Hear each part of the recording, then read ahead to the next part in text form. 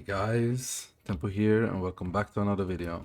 This video will be basically made to showcase the neck build, and we'll also talk a little bit about the boots build, but I was thinking to make a little bit of like a separate video, like a full video on the boots build later. But basically this is the neck build, one version of it at least. If you want to play with neck and you want to try it out and have some fun, it is viable for high keys, which you will see in the showcase in a bit.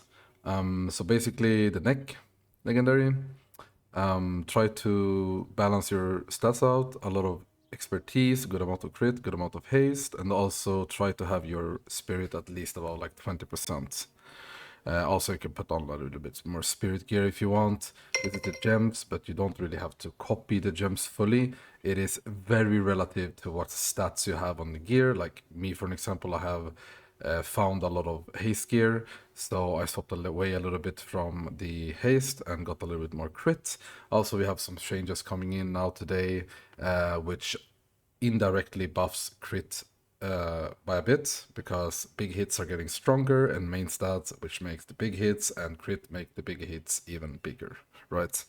That's like a little bit my thinking. So this is the talents, and also you can play around a little bit with the talents, obviously. You don't have to fully copy, but this is what I was thinking.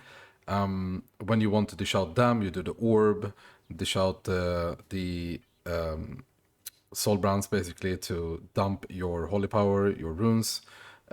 If you feel like there are some dungeons that are a little bit rough on the AoE department and or tank hitting, you can go this and you can go this, right? So this is like a little bit freestyle. Keep in mind you don't have Bracing Light because you can't really afford it. The only way to get it is, in my opinion, to replace Expansive Mind, but Expansive Mind will also buff the chances of you getting a neck proc. So we're playing around neck basically and the procs that it provides. So it procs, it gives you a buff, and then you're utilizing this buff by using your spenders, your like shields, your orb, and your dots, right? As you can see here. And also your rune of renewals. Here we can also see the weapon that I'm using. I'm using like different weapons, obviously, but this one is one of them, and it's like kind of my main one. Now with the changes, I would want this Inspired Allegiance to actually be Vengeful Soul. I think Willful Momentum and Vengeful Soul are the absolute best ones right now, but Inspired Allegiance and also Kindlings are really good options as well. They're also up there on like in the S tier list, but I think that Willful and Vengeful Soul are the absolute best now, especially with the intellect buffs, main stat buff that the devs have come out with that they're changing. Basically buffing like big hits and main stats. So here we have Stormwatch plus 40 Eternal as an example with the neck build, and we can already think a lot about what we're doing here. First off, you kind of want to ward the tank as per usual with any build, I would say, on pull, so it's like strong and don't like drop too low too quick, so we can like stabilize the tank while we're doing our like opener, so to say. And our opener is basically, you want to try to get the soul brands out with a hold in press, like 4 soul brands with 1 press. You can also Runic Pro, get even more soul brands out if it's like a hectic scenario, which you know like a lot of damage is gonna come into the group. You can also do a soul brand into a rune on the whole group, or like 1 rune into the soul brands, or soul brand rune soul brand, right? You can also dish out an orb if there's like a million mobs as well. Get back your runes basically, and then do a soul brand. As you can see here, we're like constantly trying to, we're like setting up the pull, like I said now, like the pre-ramp, so to say. And you can already see like this little buff that we are getting. Basically this buff here, it is with like, this is basically the buff you get from proccing the neck legendary, and this can get up to 2 stacks. So here instantly you see like a fat ass shield dished out into the tank basically.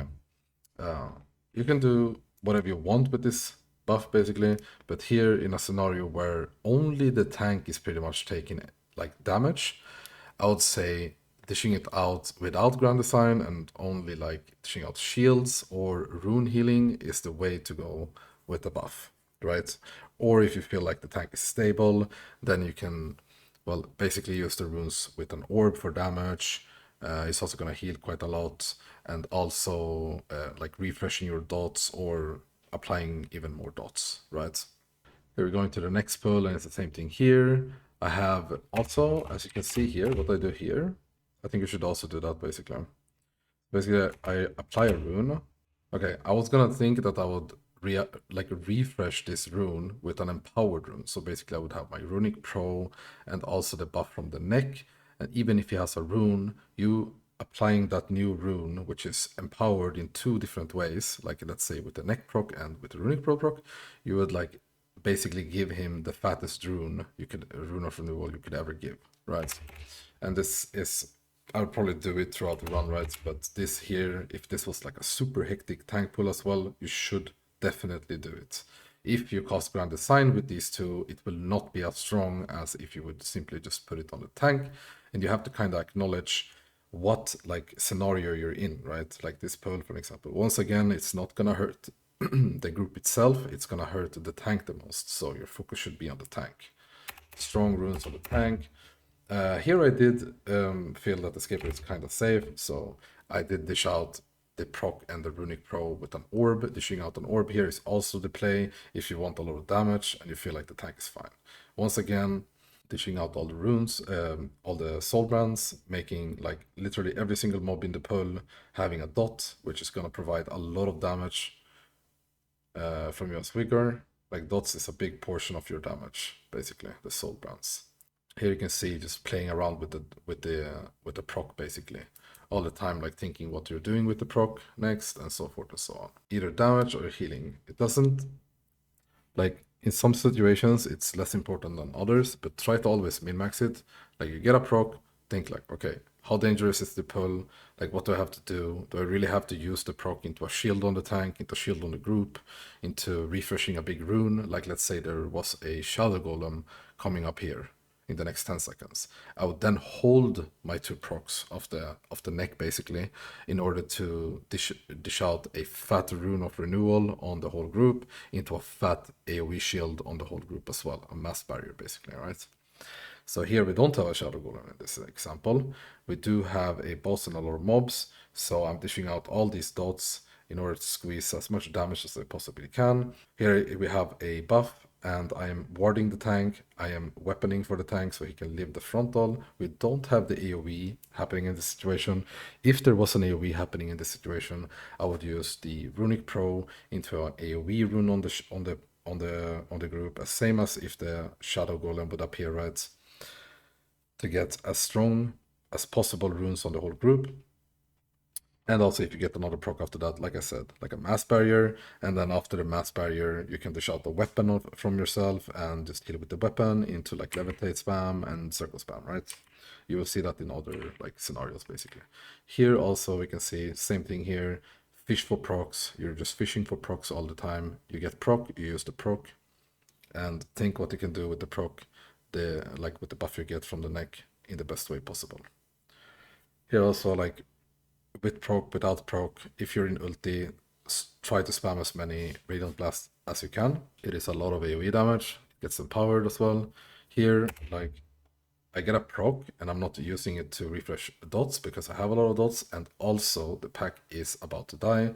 So even if I refresh proc here, it wouldn't give me that much value as a orb with the proc would here in this situation, because the pack is almost dead and the orb will do the damage it does, right? Same thing here, I'm just dishing out orbs. I think I am playing the orb version, not the Master of Triage version. I have like two procs basically, so I use one proc for the orb, the damage. I have another proc, tank is dropping low a little bit, I use it for the shield, right? It's also warded, so you don't have to like overdo it, right? Like look, ward and the giga shield on the tank is like, it takes like 5 seconds until it, like the mobs can eat up the whole shield basically. Very, very strong combo.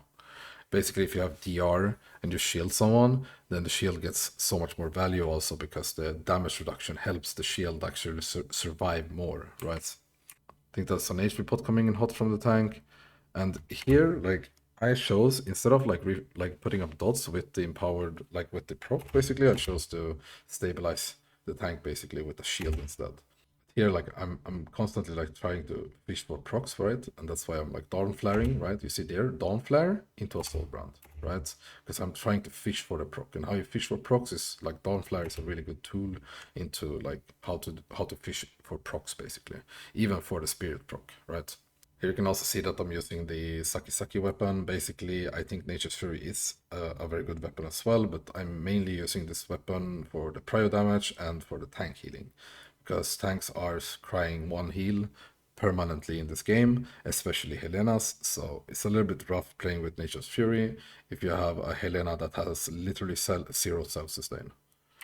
So the weapon is really good. Here's like the last pack of the dungeon. We have a patrolling coming as well. I died here to a puddle on the ground. Good job. Here we have a sheet death from the tank proccing. Good that he's playing with that. Otherwise he would have been dead and we would have probably gone out here. So here we just drag the chicken with us here a little bit. Died to puddle again, I guess. Okay. I was very tired during this run. It was like very late into the night. Excuse accepted. Okay, so here kind of important on this boss, right? Let's go through it a bit. And it's gonna be like very similar on a lot of bosses in the game, right? With neck, without neck, it doesn't like matter too much. You have to have this like thinking throughout like all the dungeons basically. It's like here we have always on this boss, right? We have raiders incoming. We have the Dread Arc, that is like the big cost of the boss. You don't have to care too much about this. But what you do have to care about is the Fork Lightning, which is the frontal, and the Lightning Rod, which is the AoE of the boss, right? You have to kind of think a little bit here. What I usually do is that I Runic Pro pretty early here, because if I Runic Pro, put up the runes, they're gonna last for an eternity, right? So they're actually, if I even press it now, it's gonna last into the whole AoE, right? So basically here I'm fishing for procs right before, so I have procs ready. If I don't misplay here, I will Rune of Renewal, which I do. That's good. So basically here, in order to not overcap proc, right? It is a few seconds until the AoE, right? I am allowed to pre-ramp here. This is a perfect pre-ramp, right? So I'm pre-ramping, which means I'm utilizing my procs and my buffs in order to dish out the Rune of Renewals on the whole group. Boom, right? If I would choose to do this later, I would have to do it 1 or 2 seconds before the AoE, which is sketchy. Sometimes it happens like 1 or 2 seconds before even, and then you're like falling behind already, right? And also, I don't want to do this ramp during the frontal, right? So I want to do the ramp before the frontal, so I can watch the tank and do my weapon during the frontal, right? So like here, also, if I would do it later, that would mean I would dawn flare, right? Up to that point, and that would also mean that there is a high probability that I would get a third proc, and then I would have wasted one proc, right? So I would have overcapped the procs, right? So you have to think about this a lot. Like the neck build is actually harder to play than any of the other legendaries. Like neck build, like playing around proc is actually kind of hard, and you have to think a lot like how you're pressing things and what you're pressing, right? So here I dish out one single shield on me, and single shield, like basically if someone is dropping a little bit lower than the other, you can dish out like a single shield on them. You can also do an AoE shield if you would like.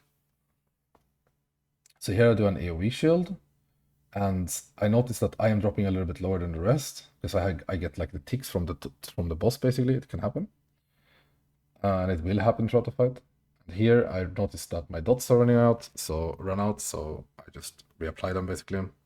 And it's like the same thing here. You pre-ramp with the Rune of Renewals, AoE Mass Barrier if you want, and then after that, yeah, good job Tempo. Then after that, you can basically